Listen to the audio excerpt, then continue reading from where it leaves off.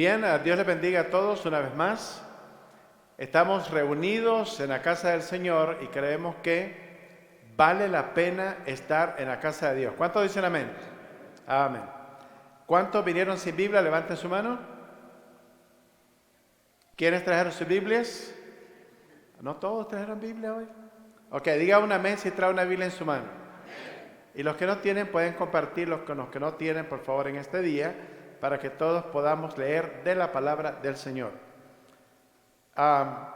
El tema que nos ocupa es la segunda parte de lo que hemos titulado La importancia de la sangre de Cristo. Vamos a abrir nuestras Biblias en el libro de Juan, capítulo 10. Evangelio de Juan, capítulo 10, versículo 11, verso 17 y verso 18. Evangelio de Juan, capítulo 10, versículo 11, versículo 17 y verso 18. Leamos todos la palabra del Señor, todos juntos. Yo soy el buen pastor. 10, 11, ¿correcto? Ok, leamos todos juntos. Yo soy el buen pastor su vida da por las ovejas. Versos 17 y 18. Por eso me ama el Padre, porque yo pongo mi vida para volverla a tomar. Nadie me la quita, sino que yo de mí mismo la pongo. Tengo poder para ponerla y tengo poder para volverla a tomar. Este mandamiento recibí de mi Padre.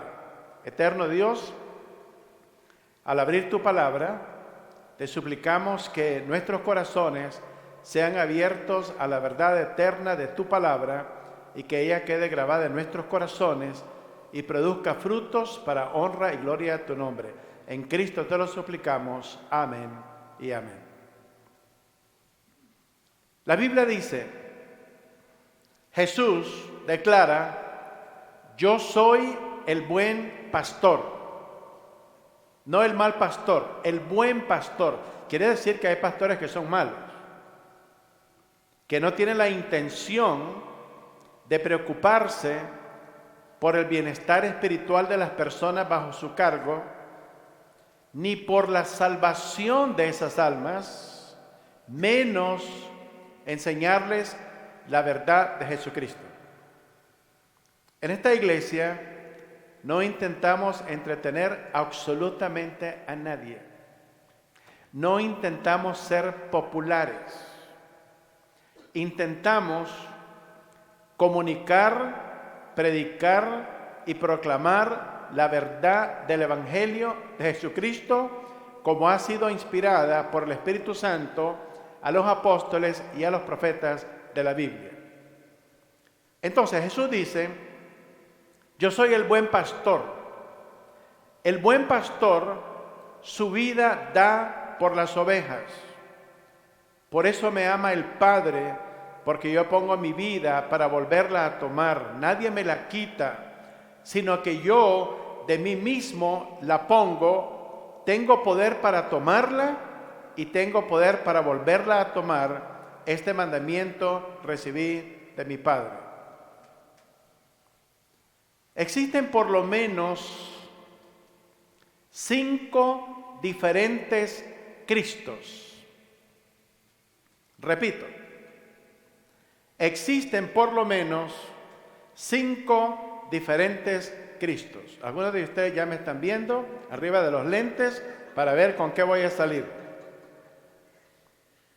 Los conozco. El primer Cristo que existe, que es falso, es el Cristo hostia, hecho por manos de hombres. Es ese pedazo de pan redondo en la forma del sol que se le llama el Corpus Christi, el cuerpo de Cristo. Ese Cristo es falso. Miraba un video en esta semana en la ciudad de Guadalajara, en el estado de Jalisco, en México. Hay una catedral que se llama el Templo del Propiciatorio. Y cuando vi el título me llamó la atención y decidí ver el video. porque el propiciatorio estaba en Israel en el Antiguo Testamento, y desde que Cristo murió y resucitó ya no existe propiciatorio, ni hay arca del pacto, ni hay tabernáculo, ni templo. Pero a través de México y a través de América Latina y a través del mundo hay templos que se llaman templos del propiciatorio. ¿Qué significa eso? En estos templos existen unas hostias gigantescas, unos cristos grandototes. Están abiertos 24 horas al día, donde las personas que quieran remediar el problema del pecado vienen a contemplar este pedazo de pan para corregir el problema de sus pecados. Ese Cristo es falso. El segundo Cristo que existe es el Cristo histórico, el Cristo revelado en las páginas de la historia, en las enciclopedias, por los historiadores, y cada uno ha escrito según su opinión de Jesucristo, tomando en consideración que estos hombres son incrédulos y no son cristianos. Ese Cristo es falso.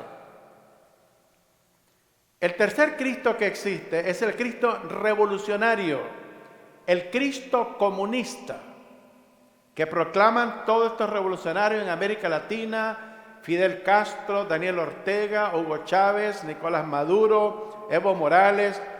Proclaman a ese Cristo popular, al Cristo del pueblo, revolucionario, comunista, guerrillero. Y hay cantos dirigidos a este Cristo. Ese Cristo es falso. Existe un cuarto Cristo, y es el Cristo palestino y terrorista. El terrorista Yasser Arafat, ya muerto, líder de la Organización de Liberación Palestina, decía que Cristo era palestino, consecuentemente terrorista. Ese Cristo es falso. Ninguno de los Cristos mencionados anteriormente son verdaderos, son falsos. El Cristo verdadero es el Cristo narrado en las páginas de la Biblia, desde Génesis hasta Apocalipsis. El Cristo proclamado por los profetas y los apóstoles de la Biblia. Ese es el Cristo que salva. Y lo tenemos que conocer de una manera personal, no de oídas, no lo que dicen otras personas, pero ¿qué leemos en la palabra de Dios? ¿Cómo se describe Dios en la Biblia? Ese es el Cristo verdadero. Sin la palabra de Dios no es posible conocer al Cristo verdadero. La Biblia dice: y el Dios de paz, que resucitó de los muertos a nuestro Señor Jesucristo, el gran pastor de las ovejas, por la sangre del pacto eterno, os haga aptos en toda buena obra, para que hagáis su voluntad, haciendo Él en vosotros lo que es agradable delante de Él, por Jesucristo, al cual sea la gloria por los siglos de los siglos. Amén. Y el pueblo dice, Pablo dice: gracias y paz sean a vosotros, de Dios el Padre y de nuestro Señor Jesucristo, el cual se dio a sí mismo por nuestros pecados, para librarnos del presente siglo malo, conforme a la voluntad de nuestro Dios y nuestro Padre. El profeta Jeremías describe el hecho. Dice: aunque te laves con lejía y amontones jabón sobre ti, la mancha de tu pecado permanecerá aún delante de mí, dijo Jehová el Señor. No importa el esfuerzo que una persona trate de hacer para alcanzar salvación, nunca lo podrá lograr, porque el único que puede realmente redimir nuestras almas, limpiarnos del poder y la consecuencia del pecado, es solamente la sangre de nuestro Señor Jesucristo. La Biblia dice: pero si andamos en luz, como Él está en luz, tenemos comunión unos con otros, y la sangre de Jesucristo, su Hijo, nos limpia de todo pecado.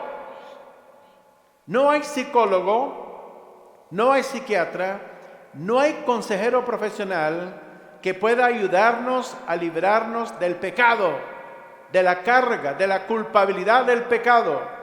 Solamente Jesucristo, cuando hemos confesado nuestros pecados a Él, nos hemos arrepentido y hemos sido limpiados por la sangre de Cristo, que esa carga de culpabilidad es levantada y quitada de nosotros y ahora nos sentimos perdonados por la sangre de nuestro Señor Jesucristo.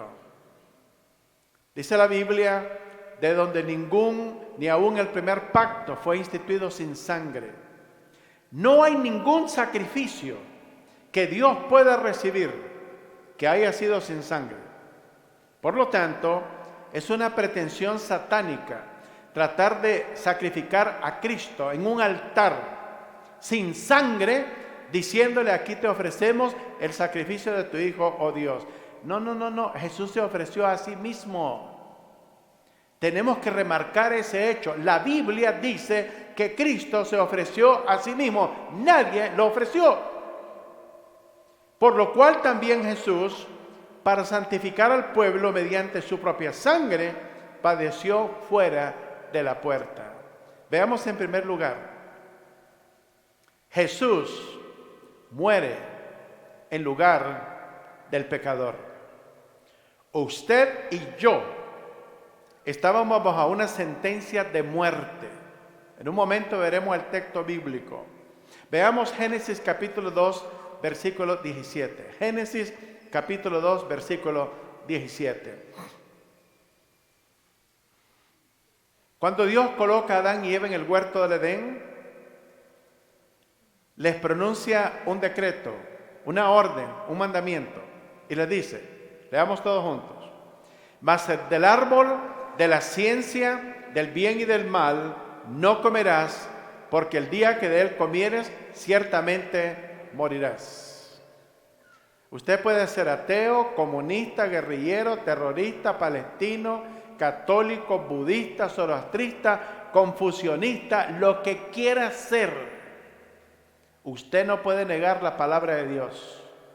Y la Biblia dice que la consecuencia del pecado es muerte. Los cementerios están llenos por todos lados, como testimonio del cumplimiento de la palabra de Dios. Vayamos a Romanos capítulo 6, versículo 23. Romanos 6, 23. Por donde quiera que vamos hay cementerios. Aquí donde vivimos nosotros, por lo menos en esta zona, tenemos 5 cementerios. Imagínense. Allá en Israel, en Gaza, los palestinos acusan a Israel de la muerte de 28,000 palestinos. ¿Sabe cuál es el problema con esa declaración? Que no se han visto los funerales masivos, ni han mostrado todos los cementerios donde los han enterrado. La mayoría de los que han muerto son terroristas en los túneles debajo de la tierra, y ahí están. Veamos lo que dice Romanos 6, 23. Porque la paga del pecado es muerte, mas la dádiva de Dios es vida eterna en Cristo Jesús, Señor nuestro. Todo tiene un salario, todo tiene una paga. Cada persona sale a las 5 de la mañana, 6 de la mañana, 4 de la mañana, en dirección de sus trabajos, con un propósito. Y es que el día viernes, a menos que no le paguen cada viernes, cada 2 semanas, recibe un cheque, que es el salario de su trabajo. Bueno, el pecado también tiene un salario. El salario es la muerte. Lo podemos negar todo lo que querramos. Tarde o temprano tendremos que descender a la sepultura. Lo querramos o no, lo ignoremos o no. El otro día estaba viendo un video de la biografía de uno de los cantantes, creo que es argentino, llamado Leo Dan. Cuando yo era un niño de escasos 8 años, que algunos dicen que fue hace mucho tiempo eso, ¿verdad? Recuerdo una de sus canciones que decía: por un caminito yo te fui a buscar. Era niño. Y recuerdo esa canción. Cuando yo vi la biografía de él y cómo está Leo Dan en este día, él era un hombre bastante atractivo, de un buen parecer, pero hoy es un ancianito. Y me pregunté, ¿dónde está toda tu gloria? Llegó a su final. Y si no conoces a Cristo como tu Salvador personal, lo único que llevarás es la fama que tuviste, que ya no tienes. Ni todos tus fanáticos aplaudiéndote en los estadios, en las salas de concierto. ¿Eso es todo lo que te llevas? ¿Sin Cristo? ¿Sin salvación? No vale la pena, amado. Vivir toda esta vida y no conocer a Jesús como el Señor y Salvador de nuestra vida. Porque la Biblia dice, la paga del pecado es muerte. Hay dos tipos de muerte. Una muerte física, que es con la que nosotros tenemos que tratar desde el punto de vista de una familia. Cuando muere un ser querido, tenemos que ir al cementerio, lo vemos bajar a la sepultura, se le cubre y ahí lo tenemos que dejar. No lo podemos llevar a la casa. Esa es la realidad de la vida. Pero este no es el problema. Hay otra muerte que es activada de inmediato cuando la persona muere sin Cristo y es la muerte eterna. La palabra muerte significa separación. Por eso es que la muerte es dolorosa. Cuando vamos a sepultar a nuestros seres queridos y lloramos allí en el sepulcro, aunque algunos piensan que si es una suegra no hay que llorar, ¿verdad? Pero también hay que orar por ellas, porque también son buena gente, ¿verdad? Pero dice, porque la paga del pecado es muerte, separación. Mas el regalo de Dios es la vida eterna en Cristo Jesús, Señor nuestro. Muchas veces tenemos oídos sordos a la palabra de Dios. Resistimos, rehusamos escuchar la voz del Espíritu Santo. Y si no es porque Dios en su misericordia extiende nuestra vida hasta traernos a nuestros sentidos, las personas pueden morir eternamente sin Cristo Jesús y no vale la pena tal cosa. La Biblia dice que Juan el Bautista miró al siguiente día venir a Jesús y dijo, he aquí el Cordero de Dios que quita el pecado del mundo. El Cordero de Dios, Cristo, quita el pecado del mundo. No lo que tú hagas, es Cristo. Lo único que tenemos que hacer es confesar nuestros pecados, arrepentirnos y creer a la palabra de Dios. Amados, creer a Jesucristo es crucial. Crucial. Ahora, si después de muerto, ahora dice, yo creo. Ay, Señor, yo creo, es verdad, el infierno era verdad. Me estoy quemando, Señor, en esta llama. Estoy comido de gusanos que nunca mueren. Tengo sed. Toda la gente que está aquí condenada está diciendo maldiciones. Ayúdame, Señor. Elí, Elí, lama sabactani. No estoy hablando en lengua.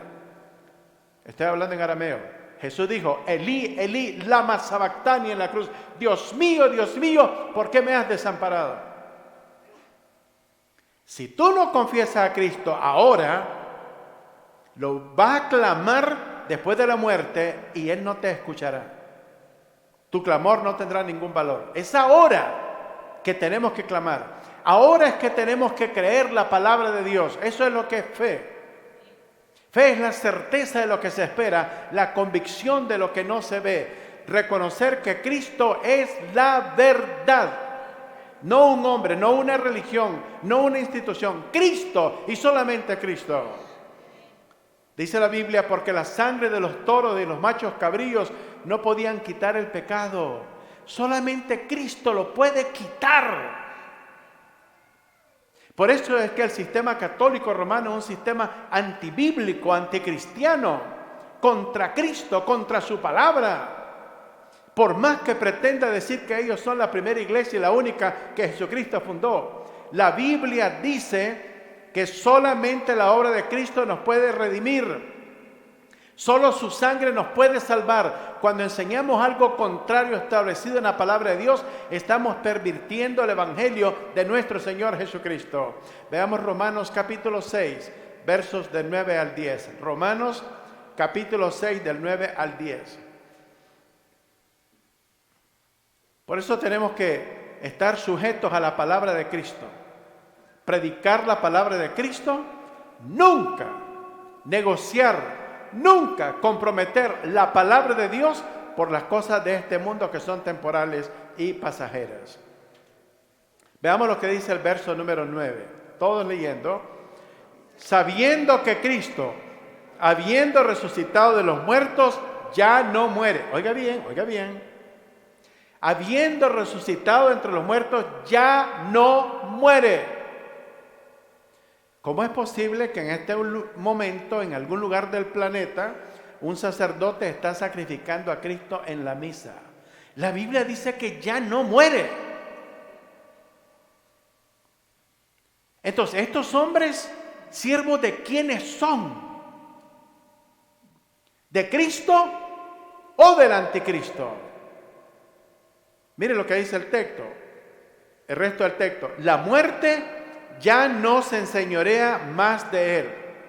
Pero viene un hombre con una vestimenta que no tiene ningún significado y le dice: bájate de tu trono, te voy a sacrificar ahorita. ¡Prum! Jesús es sacrificado en ese altar. Y luego el otro minuto, otra misa, y este otro dice: vení para acá que ahora es mi turno. Y el otro minuto, ahora es mi turno. Y va de un continente a otro, de una ciudad a otra, de un barrio a otro, etcétera, etcétera. En lugares oscuros, lugares con luces, lugares en estado de guerra, otros en paz, otros pobres, otros ricos. Y Jesús anda de todos lados, de Herodes a Pilato. Ya anduvo, mijo, no continúa andando. La muerte ya no se enseñorea más de Cristo, ya no muere más. Verso número 10. Porque en cuanto murió, al pecado murió una vez por todas, mas en cuanto vive, para Dios vive. Si Cristo continúa siendo sacrificado, no tiene la capacidad de producir vida, porque continúa muerto de manera continua. ¿Sabe por cuánto tiempo ha estado muerto? De acuerdo al sistema católico romano, por los pasados 1600 años, Cristo ha estado muerto. Y continuará hasta que Cristo le ponga fin a este sistema, que no tarda mucho tiempo para hacerlo. La proclamación del Evangelio, el Evangelio es las buenas nuevas. Este es el Evangelio. Esta es la palabra de fe que predicamos. Cristo murió una vez por todas, mas en cuanto vive, vive para Dios. Por eso es que tenemos vida, porque Cristo está vivo. No está muerto. ¿Cuántos dicen amén? 1 Corintios capítulo 15, verso 3. Dice el texto bíblico: porque primeramente os he enseñado lo que asimismo recibí, que Cristo murió por nuestros pecados, ¿conforme a qué? Conforme a las Escrituras, conforme a la Biblia. Levante su mano cuando leamos este texto, levante su Biblia conmigo, no sus teléfonos, su Biblia. Leamos, levante su Biblia. Porque primeramente os he enseñado lo que asimismo recibí, Biblias arriba, que Cristo murió por nuestros pecados, ¿conforme a qué? Conforme a las Escrituras. Y las Escrituras es desde Génesis hasta Apocalipsis, pasando por todos los profetas y los apóstoles del Nuevo Testamento. Veamos en segundo lugar, Jesús, un cordero sin manchas. Segunda de Corintios capítulo 5, verso 21. Una persona inocente murió en nuestro lugar. ¿Qué dice el texto bíblico? Al que no conoció pecado, por nosotros lo hizo pecado, para que nosotros fuésemos hecho justicia de Dios en él. Él no conoció pecado. Sin embargo, cargó todo nuestro pecado en la cruz sobre sus hombros, muriendo en nuestro lugar. Cuando Él está expiando por nuestros pecados en la cruz, ¿sabe lo que pasó? El Padre lo abandonó y movió su rostro para otro lado. Y abandonó a Jesús. Y Jesús dijo, Elí, Elí, lama sabactani. Dios mío, ¿por qué me has abandonado? Dios no puede ver el pecado sobre su Hijo en la cruz, o hubiera destruido el planeta en un instante.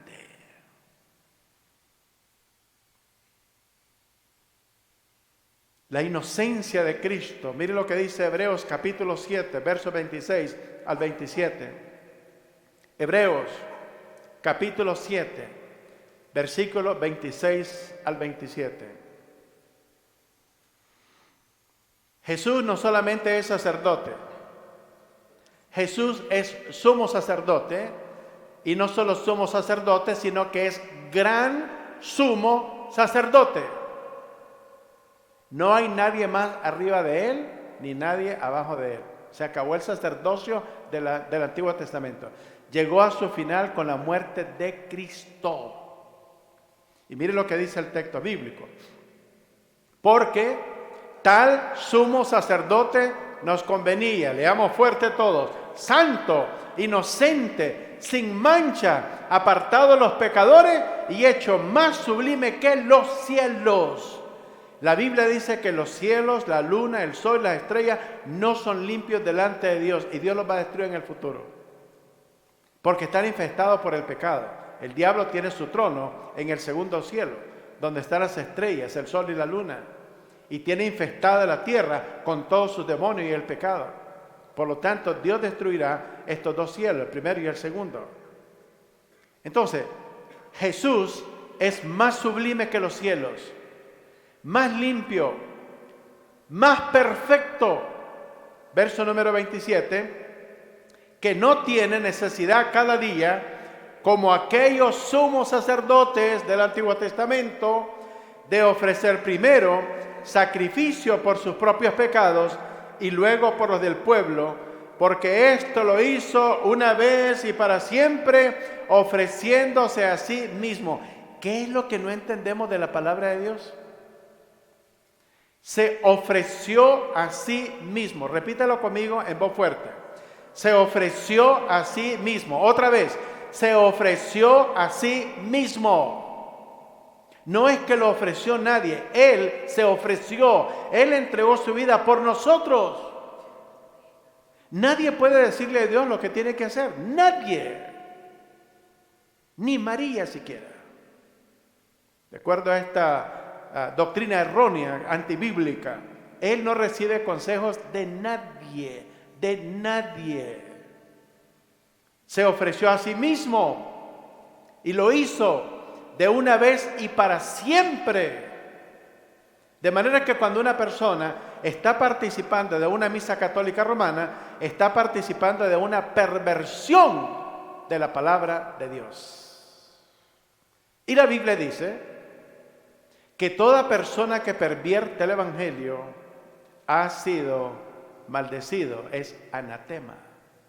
Pablo dice, si nosotros los apóstoles, uno de los 12, no de los 12 esos de allá de Colombia, el G12, no, uno de los 12 aquí de la Biblia, de los 12 apóstoles, si nosotros, uno de los 12, que hemos sido llamados personalmente por Cristo, entrenados por Cristo, comisionados por Cristo, siendo testigos de la resurrección de Cristo, no estos apóstoles que hay por todos lados ahora, o un ángel, no dice del infierno, porque ya sabemos lo que va a traer un ángel del infierno, un demonio, un ángel del cielo, o nosotros, anunciará otro evangelio del que ya hemos predicado, sea anatema. Maldito. ¿Qué le parece? No vamos a comprometer el evangelio por tener una iglesia de 10,000 personas, un estadio con un presupuesto de $10 millones anual. El juicio es seguro. Proclamar la verdad es importante. Ser fiel a Jesucristo es una prioridad. Y comunicar la verdad a la alma que está en estado de condenación, es imperativo. Es imperativo decirle la verdad. Porque un día esa persona va a descubrir si alguien le dijo la verdad o la mentira cuando esté en el infierno. ¿Y qué cree que va a hacer esa persona? Van a maldecir a muchos pastores y a muchos cristianos y a muchos líderes religiosos porque conocías la verdad. Nunca me dijiste la verdad. Sabías que venía el camino de la condenación. Nunca me preveniste. Amado, queremos hacer esto en esta iglesia. Para los que están aquí, en todos los lugares que estamos predicando esta palabra y a los que nos están escuchando y viendo en otros lugares de algunos de estos países de América Latina. Pablo dice: gracias y paz sean a vosotros, de Dios el Padre y de nuestro Señor Jesucristo, el cual se dio a sí mismo por nuestros pecados para librarnos del presente siglo malo, conforme a la voluntad de nuestro Dios y Padre.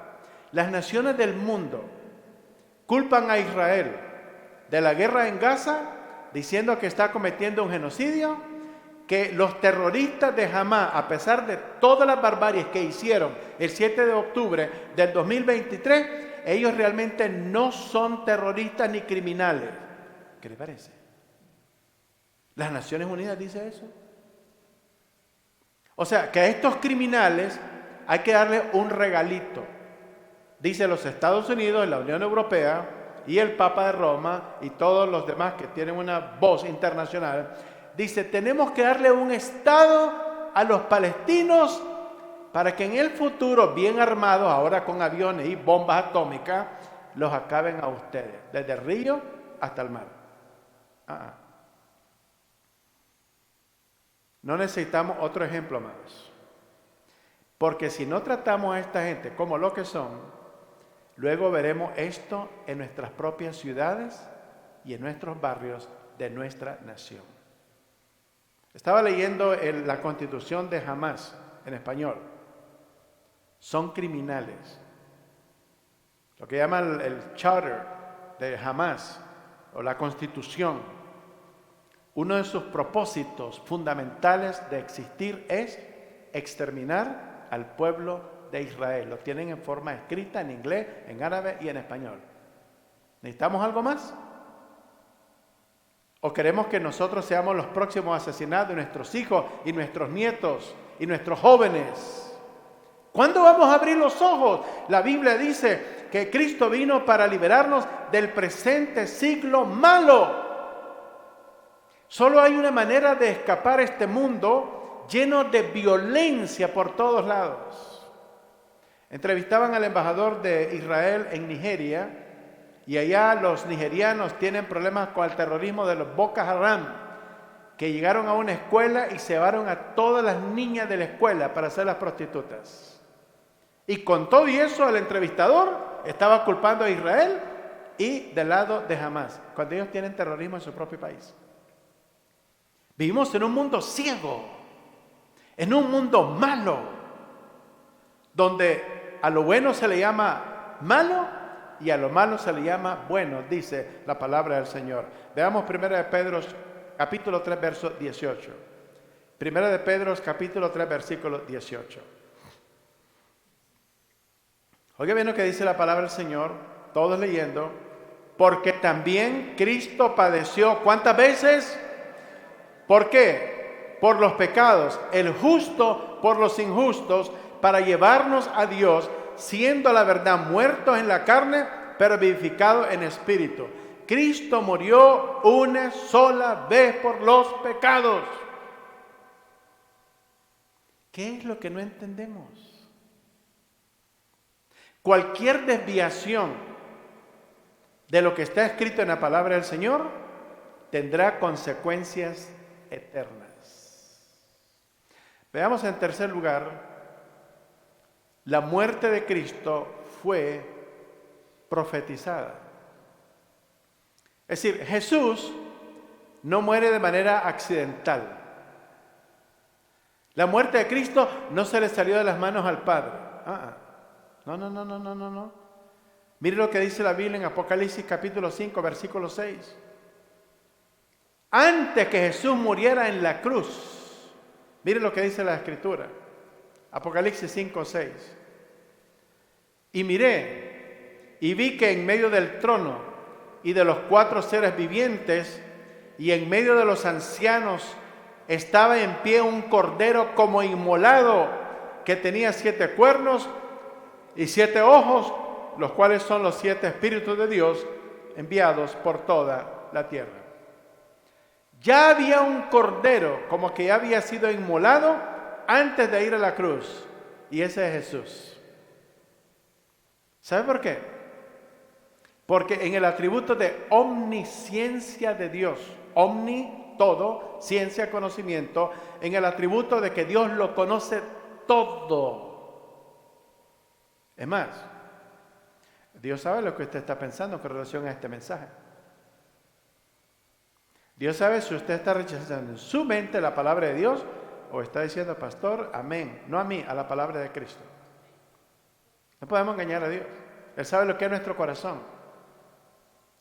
Entonces, Jesús ya había sido inmolado en el plan de Dios para luego morir físicamente en la cruz miles de años después, que esto ya era profetizado en la palabra del Señor.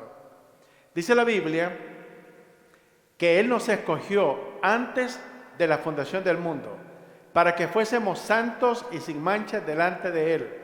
Antes de la fundación del mundo, cuando el mundo no había sido creado, cuando el hombre no había sido creado, cuando el hombre no había pecado, ya Dios miró en su atributo de omnisciencia, que todo lo sabe, miró que el hombre que iba a colocar en el huerto del Edén, Adán y Eva, iban a pecar. Y la pregunta suya será, entonces, ¿para qué nos creó si sabía que íbamos a pecar? ¿Sabe dónde está la diferencia? Que nos creó con inteligencia, voluntad y sentimiento, con la capacidad de tomar una decisión. Vamos a suponer que usted, en un momento del mensaje, dice, bueno, yo me voy de la iglesia. Y usted se para y se va al parqueo, toma su carro y se va. No hay nada que yo pueda hacer. O usted dice, me quedo hasta el final del mensaje. ¿Por qué? Está ejerciendo su voluntad, su inteligencia, voluntad y sentimiento. Dios no creó robot. Ahora, si usted está en Corea del Norte y usted está en una concentración pública donde está el dictador Kim Jong-un y a usted se le acontece ir, es la última vez que se va a ir. Porque o lo van a mandar a la cárcel o lo van a fusilar. Usted no se le puede ir al dictador. Ahí la gente tiene que estar el tiempo que él determine, punto. Y debe estar aplaudiendo por cada cosa que diga, tenga sentido o no. No en el caso de Cristo. Usted puede rechazar o usted puede aceptar, puede creer o no puede creer la palabra de Dios. Sin embargo, eso tiene consecuencias eternas. Entonces, en el atributo de omnisciencia, Dios sabía que el hombre iba a pecar. Pero como sabía que iba a pecar, ya también había preparado un Salvador. ¿Qué le parece? El amor de Dios. Porque Adán y Eva ejercieron su voluntad al determinar pecar y violar la palabra de Dios. Lucero de la mañana, el Satanás en el día de hoy y sus ángeles, los demonios, ellos también decidieron en el cielo rebelarse contra Dios. Lucero dijo en el cielo, yo soy tan bello y todos los ángeles los traigo apantallados con mi belleza, que yo creo que yo puedo sentarme a la orilla del trono de Dios y ser semejante al Altísimo, para que ustedes nos adoren a los dos nosotros. Y Dios le dijo, yo no tengo colegas por ningún lado. Antes de mí no hubo Dios, después de mí no habrá Dios, al lado mío no hay Dios, yo soy el único. Él es eterno. Oiga bien, no hay un momento en la eternidad en que Dios no haya existido. Él ha existido siempre, por los siglos de los siglos y hasta la consumación de los siglos. Forever and ever and ever and ever and ever and ever and ever. Siempre. Y existirá para siempre. Nunca nadie lo reemplazará y Él no muere. Él es Dios. Usted y yo moriremos, tarde o temprano. Tomarán cafecito con pan de la esperanza en nombre de nosotros. Ahí va a ver. A menos que Cristo venga en nuestros días y el arrebatamiento se dé, van a tomar café, van a echar unas cuantas lágrimas, pero también se van a echar unas 2 tazas de café con una repostería. Veamos Romanos capítulo 8, leamos primeramente Hechos 2, 22 al 23. Hechos 2, 22 al 23. El apóstol Pedro se para delante de los judíos en el día de Pentecostés y le dice estas palabras. Varones israelitas, oíd estas palabras. Jesús Nazareno, varón aprobado por Dios entre vosotros, con las maravillas, prodigios y señales que Dios hizo entre vosotros por medio de él, como vosotros mismos sabéis. Oiga bien lo que dice el verso 23. A este, entregado por el determinado consejo y anticipado conocimiento de Dios, prendisteis y matasteis por manos de inicuos, crucificándole. ¿Usted cree que nosotros estamos aquí por casualidad en este lugar? Cuando usted podría estar ordeñando vaca allá en su rancho, en su país de origen. El Señor lo ha bendecido. No, es que yo vine, el coyote que me trajo, buenísimo. No es el coyote, mijo, el Señor te permitió pasar. Simple. Allá andábamos a pie, en bicicleta, de esas todas oxidadas, y aquí en carrito. Mascamos chicle, llevamos zapatos tenis Nike. Yo creía que yo traía zapatos Nike hasta que me sacaron de la ilusión. Y me dijeron, pastor, esos son New Balance, no son Nikes. Yo hasta sentía que caminaba todo diferente. Pero no, eran New Balance, no son Nike, son más caros. Con razón decía yo, los pude comprar. Entonces, Dios, en su determinado consejo, en su sabiduría, en su propósito, en su plan, nos permitió llegar a este lugar, en este momento, a esta hora. ¿Sabe para qué? Para que conozcamos su palabra. No hay otra razón. Romanos 8:32, veamos lo que nos dice la Escritura. El que no escatimó ni a su propio Hijo, sino que lo entregó por todos nosotros, ¿cómo no nos dará también con él todas las cosas? ¿Qué le parece? Dios, el Padre, no escatimó nada y dio a su Hijo por nosotros. Y nosotros escatimamos. Yo no voy a la iglesia porque no me da la regalada gana. Y no abro la Biblia porque yo no la abro. Y Dios no escatimó nada. Imagínense que Jesús le pone un pero a nuestra salvación. Estaríamos perdidos, mijo. Veamos en cuarto lugar, para terminar, ¿cuántos dicen amén? Buenísimo. Número 4, la sangre del nuevo pacto. El pacto antiguo fue violado, el pacto antiguo caducó. Nuevo pacto, profetizado en el libro de Jeremías capítulo 31. Haré un nuevo pacto. Y ese nuevo pacto, veamos Mateo 26, 28, tiene que ser con sangre. Todos los pactos en la Biblia fueron con sangre, todos. No hay uno que no sea con sangre. Cuando Jesús está con sus discípulos en la última cena, le dijo estas palabras: porque esto es mi sangre del nuevo pacto, que por muchos es derramada para remisión de los pecados. La sangre fue derramada para remisión, para el perdón de nuestros pecados. No sangre, no hay perdón. Es un engaño. Y la sangre ya fue derramada. Y Cristo no está disponible para ser sacrificado ni una sola vez más. ¿Sabe por qué? Porque Él ascendió al cielo y está sentado a la diestra del Padre, Dios Todopoderoso, desde donde está intercediendo por nosotros y desde donde un día vendrá para completar la salvación que nos ha prometido en Cristo Jesús, ya sea en la resurrección o en el día del arrebatamiento. Y ese día se aproxima a pasos agigantados. Hechos 20:28. Y este mensaje va a los pastores. Por tanto, mirad por vosotros y por todo el rebaño en que el Espíritu Santo os ha puesto por obispos. ¿Para qué? Para apacentar la iglesia del Señor, la cual Él ganó por su propia sangre. Entonces, esta es la iglesia de Cristo. Cuando alguien me dice, ¿dónde queda su iglesia? No, yo no tengo iglesia. La iglesia es de Cristo. Pastoreo la iglesia del Señor. Pero yo no, la iglesia no es mía. Es de Cristo.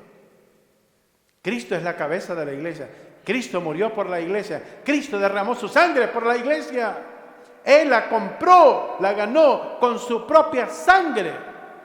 De ahí que cuando Saulo de Tarso en el camino a Damasco iba a realizar una de sus hazañas de perseguir a la iglesia en dirección a Damasco, en Antioquía, en Siria, en el camino a Damasco lo interceptó Jesús y un resplandor de luz del cielo. Mire bien, él venía con cartas de los gobernadores, autorizado para perseguir a los cristianos y encarcelarlos y probablemente matarlos también. Aquí viene con su carta. Dios no está impresionado con cuántas cartas vienen en tu mano, mijito. El Señor lo interceptó, un resplandor de luz del cielo, y del impacto Saulo de Tarso cayó a tierra. Y Jesús le habló no en latín, como dice el emperador romano Constantino, que Jesús se le apareció en una visión y le dijo, in hoc signo vinces.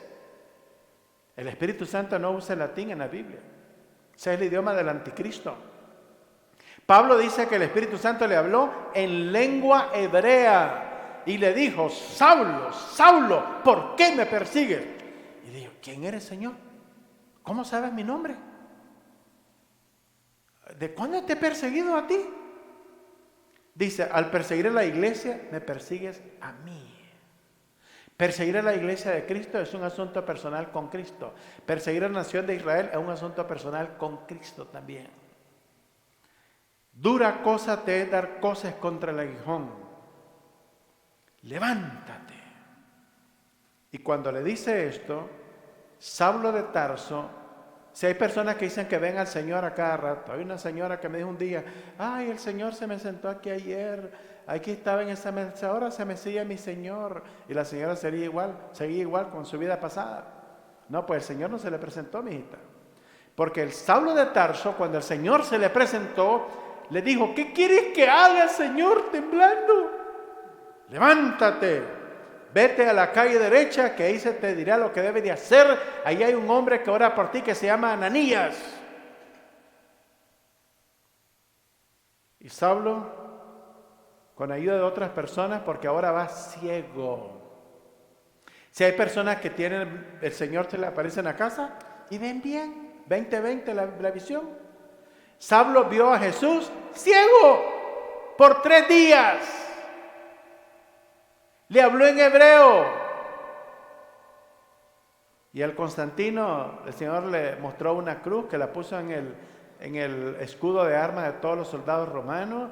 Y Cristóbal Colón estaba en República Dominicana, allá en el monumento a Cristóbal Colón, que es un faro grandísimo que costó 350 millones, cuando el país no tiene luz por muchas horas durante el día ni agua.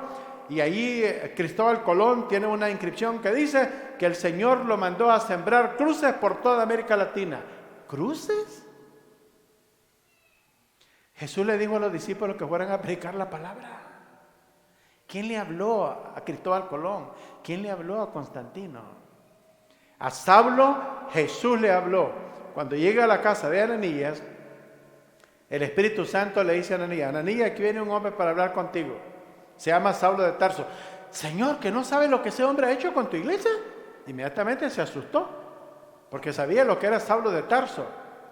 Pero dice, recíbelo, porque me es instrumento para llevar el evangelio a reyes y a capitanes. Y llega Saulo de Tarso a este lugar, y después de haber tenido el encuentro con Cristo, recibe el Espíritu Santo, y posteriormente, después de 3 días, Saulo recibe la vista.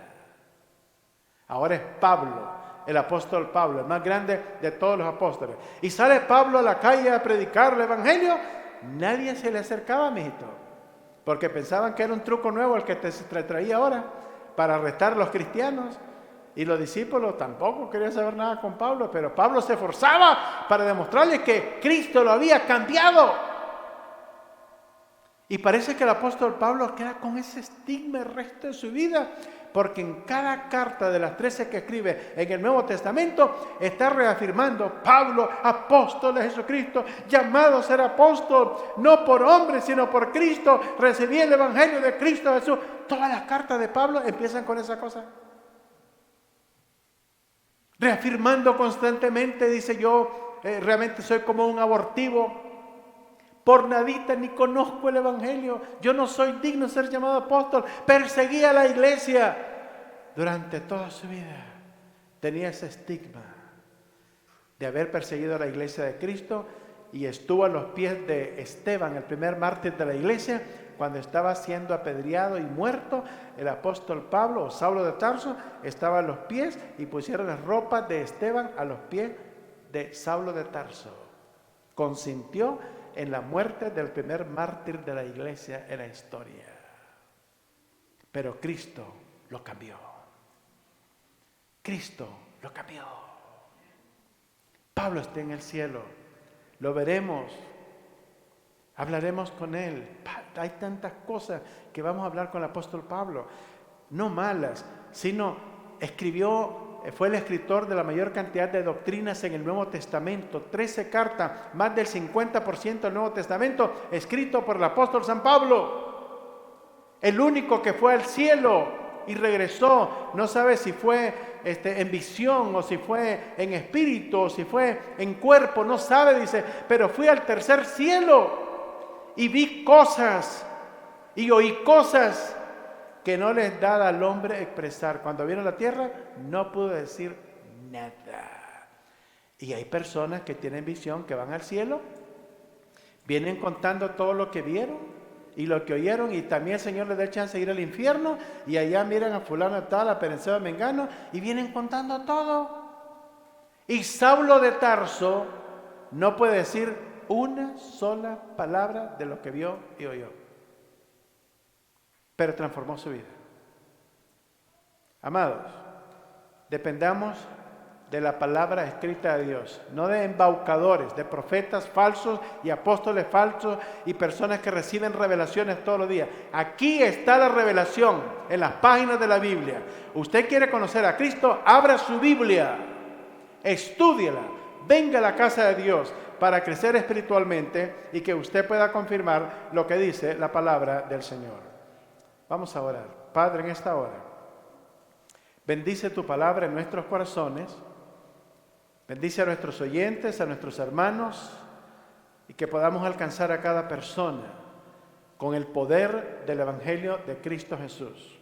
Líbranos de pervertirlo, de falsearlo. Ayúdanos a sostenernos firmes frente a todas las pretensiones de este mundo, de Satanás, sus demonios y de todos sus agentes que pretenden confundir al mundo con un mensaje totalmente equivocado.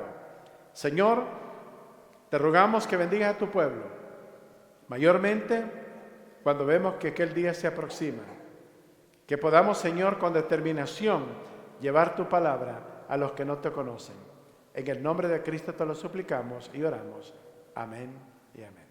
Pueblo de Dios dice, Dios lo bendiga.